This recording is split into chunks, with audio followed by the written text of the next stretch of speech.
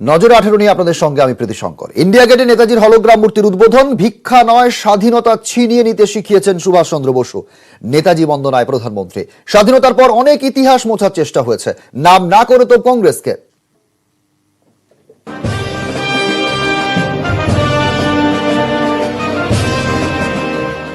नेताजी सुभाष जिन्होंने हमें बड़े साहस के साथ अंग्रेजी सत्ता के सामने कहा था, स्वतंत्रता की भीख नहीं लूंगा, मैं इसे हासिल करूंगा।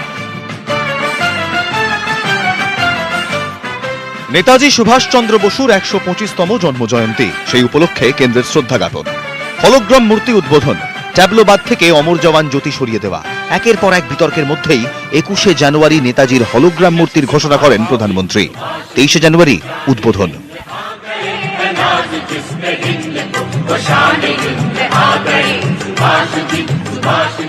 हमारे उन नेताजी की भव्य प्रतिमा आज डिजिटल स्वरूप में इंडिया गेट के समीप स्थापित हो रही है।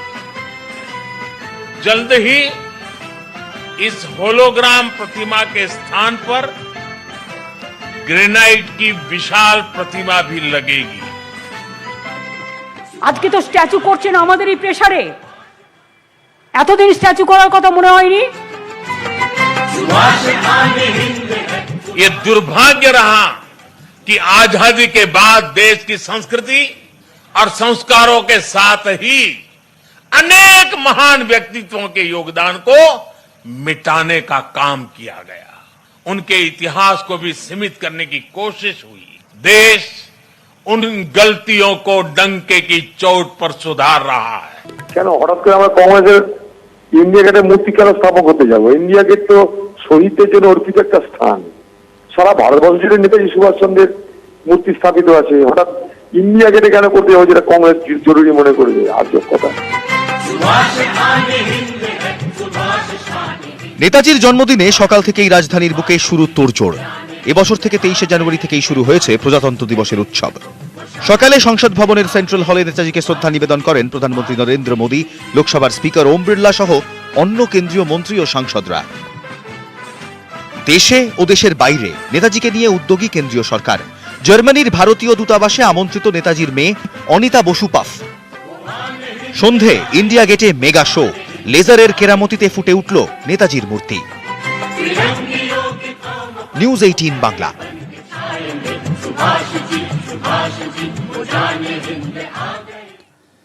শঙ্খ বাজিয়ে নেতাজি জয়ন্তীর সূচনা মুখ্যমন্ত্রী মমতা বন্দ্যোপাধ্যায়ের। সরকারি শ্রদ্ধা জ্ঞাপনে গান গাইলেন নেতাজি পরিবারের সদস্যরা। নেতাজির বাংলা মাথা নোয়াবে না, ফের বোঝালেন মমতা বন্দ্যোপাধ্যায়। खुशी के गीत गाए जा, ये जिंदगी है कौम की, तो कौम पे लुटाए जा, कदम कदम बढ़ाए जा, कदम कदम बढ़ाए जा।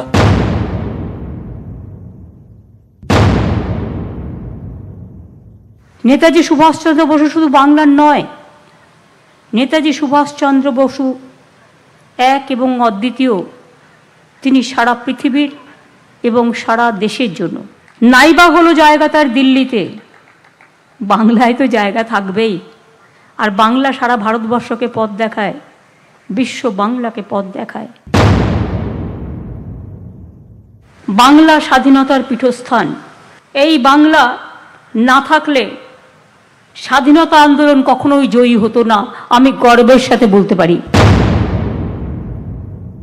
নেতাজি সুভাষচন্দ্র বসুর 125তম জন্মজয়ন্তী উদযাপন উপলক্ষে সুভাষচন্দ্র বসুর 125তম জন্মবার্ষিকীতে বাংলার আবেগ, বাঙালির আবেগ।